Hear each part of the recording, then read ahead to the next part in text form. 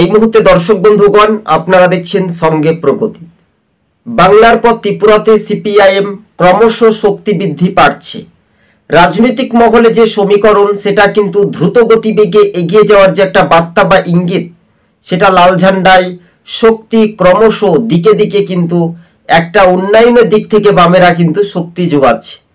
ত্রিপুরাতে একের পর এক যদি আমরা দেখি, বিপ্লব দেবের যে কথোপকথন সেটা নিয়ে সোশ্যাল মিডিয়াতে বারবার ভাইরাল হচ্ছে। যারা শাসক দলের ভোটার তারা গোপনে সিপিআইএমে প্রায় ৩,০০০-এরও কাছাকাছি গোপনে যোগদান করছে সিপিআইএমে। ধাপে ধাপে বলে না, এই ধাপে ধাপে সাবরুম থেকে চুরাইবাড়ি, বাংলা থেকে সিঙ্গুর থেকে শালবনী, এক কথাই বলা যেতে পারে বাংলা ত্রিপুরা বামেদের একচেটিয়া একতরফা মানুষজন তাদেরকে চিনত। স্বাভাবিকভাবে ৩,০০০ থেকে ২,৫০০ মানুষজন লাল ঝান্ডায় ভরসা রাখতে পারে, এমনটাই সূত্র মারফত খবর।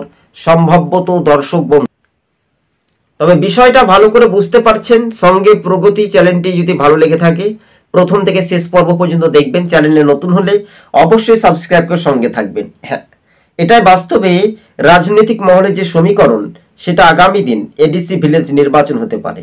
বাংলাতে যেমন ২৬শে ভোট, জিতেন্দ্র চৌধুরী সিপিএম এর বিরোধী দলনেতা, তবে আইপিএফটির মতো দশা হতে পারে তিপ্রামথা দলের।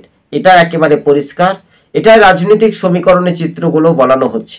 তবে হ্যাঁ, বাস্তবে আপনারা যে সঙ্গে প্রগতি চ্যানেলটি দেখছেন প্রথম থেকে শেষ পর্ব পর্যন্ত দেখবেন।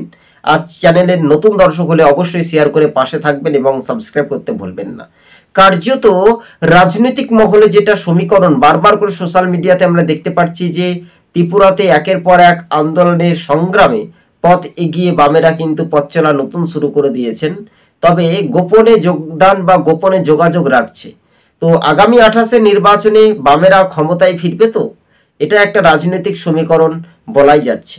প্রথম থেকে শেষ পর্যন্ত দেখবেন দর্শক বন্ধুগণ, আর ভিডিওটা পুরোপুরি স্কিপ না করে একেবারে দেখার আপনাদের সঙ্গে করজোড়ে অনুরোধ করছি। তবে বাস্তবে